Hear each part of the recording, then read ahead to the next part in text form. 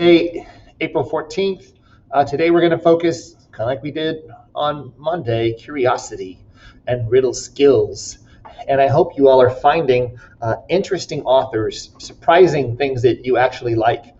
And we're going to continue basically doing the same kind of assignment we did on Monday. We're going to do another one today. Instead of being focused on poetry, we're going to be focused on fiction. So it's going to be really cool. And of course, riddle skills, it's all about riddle skills, using your imagination, thinking about what's asked of you, and then coming up with a good answer. It's just that habit that I hope you've built in this class. You will carry with you to your future classes, whoever your English teachers are in the future. So I will search for connections to my life, my generation, and the world. And then the main part of our assignment, kind of like last time, was poetry. Well, now it's going to be young adult authors, young adult writers. What did you find interesting? Who was the author that you found was cool? And if your immediate knee-jerk is, I don't like reading, I don't like authors, that's okay. You're going to step out of your comfort zone a little bit and find something that you would find interesting if you did like to read. And for those of us that already have a favorite author, well, that makes it even easier because you can write about them. All right, so before we do anything else, let's do our positive affirmations so we can tell ourselves what to think and what to believe. Let's be positive on purpose. So come on, those of us in the classroom, let me see that thumb up. Yes. What are you? I am strong, confident, and successful. Yes, we are. Now let's grab that barbell. Come on, let's lift that weight. It's heavy, right? Because y'all are strong. How do you feel about getting work done? I love getting work done. How do we feel about schoolwork? The harder I work, the stronger I become. Thank y'all so much. And it's so true. It's so funny. I had a student from last year come visit me, and I was like, how are you doing? Are you keeping up? And he was like, yes, I'm keeping up. I love getting work done. And I'm like, yes, it really works. I know it sounds dumb. I feel dumb saying it sometimes too, but you're telling yourself what to think. It makes a difference.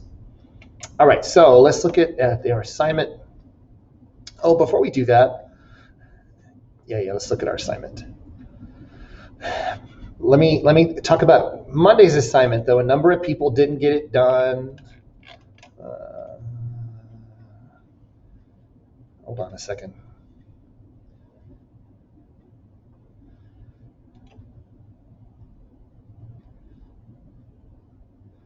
That research won My Generation Z, and there was a lot of confusion. People were not sure how to do it right. A number of people messaged me like, wait, Mr. Carvalho, how are we supposed to do this? The problem was the way the boxes were labeled. So this is the one from Monday. If you haven't gotten it done yet, be sure you get it done. You're looking for your own poet, and you can literally search Generation Z. You can search young poets. You can search anything like that and find a poet, find a cool poem. And I've gotten lots of them. We're going to talk about some of them in particular on not Monday, tomorrow. And so find out who the poet is, what's the name of the poet, what's the name of the poem, artifacts for the poem, links to video, picture images. This is what threw people off. It said like event, and people were like putting me 4 different events. It's only 2. So this is one event, personal real world, and notice I changed the numbering. What's the event, summary of the event, how is the event important, how has it affected you over time? And then the second event, okay, so what's the event, summary of the event, how is the event important to you, how has it affected you over time? So you only have to find information on 2 events, and you put artifacts for each event too, in this little section here. So same thing, an infographic, picture images, link to videos, link to web published, not poem, web published info on the event that you're talking about. And if you're not sure, just look at major events for Generation Z. Use Google, you can do it. So that one has to get done. The one for today is the same, but it's different. So it's for this one, instead of looking up poetry, we're looking up young adult authors. And some of the famous ones that you've probably heard of. Lots of people love that author that writes Fault in Our Stars and stories like that. I think his last name is Green. Very popular. A lot of young guys like Jason Reynolds. And Jason Reynolds didn't like school, thought school was boring, thought reading was boring, until he started searching on his own and found stuff that he thought was cool. And then he started writing. and he writes about being young, being black, dealing with racism and life and so forth.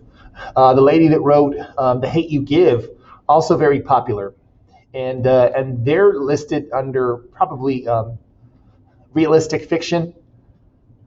But Carvajal, I don't like that kind of fiction. I don't like that kind of stuff at all. Well, what you have to do is just think about it. What kind of movies do I like? What kind of shows do I look for on Netflix? What am I looking for? And you have to search under young adult fiction. So who is the young adult author whose writing best represents your Generation Z? And categories like this: sports, action adventure, horror, realistic fiction, comedy, sci-fi, etc. Yeah, I don't really like to read, Carvajal, but I like sports. I could read about sports. Well, then all you have to do is write young adult fiction, and I've been doing this for other classes on sports. And of course, you want to find somebody pretty recent. Here's a good listing. Another good listing. Real easy to click in there and click around and find stuff on that. I like horror. One kid said, last book I read was a Goosebumps book. Okay, cool. So let's search for horror. The thing to remember is you're searching for young adult fiction, which is basically for teenagers. You're not searching for Gen Z fiction, just young adult fiction. Who is an author that's writing for teenagers, for people your age, that writes cool stuff?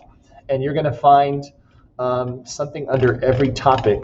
The whole point is to broaden your horizons. Try something new. And some of you may think, damn, I think I might actually want to read this. And some of you would just kind of shrug and turn your assignment in. Who cares? That's for you to decide. But I'm hoping you do find something that you would want to read and you would find interesting. So that's part of why we're doing this.